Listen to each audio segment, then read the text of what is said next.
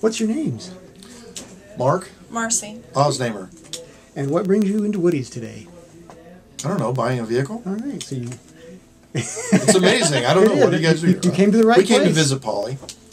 And how'd you find out about Woody's?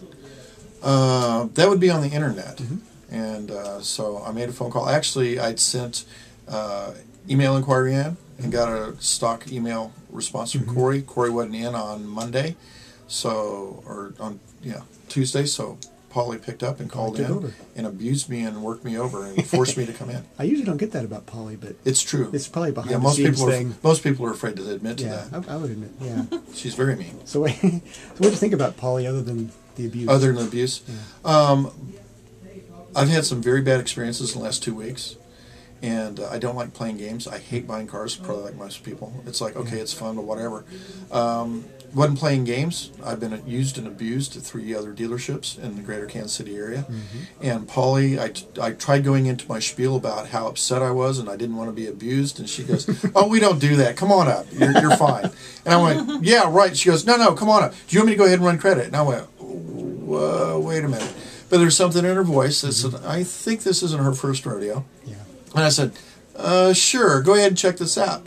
And so naturally, that was about 4 o'clock, didn't hear anything from her. And I know that you guys close at 6, so at 6:04 last night, we get this phone call from Polly. And she was laughing so hard when I picked up the phone, I had to wait, and then I threatened to report her to the GM for having too much fun. And she had run my credit, she had everything set up, everything was a done deal.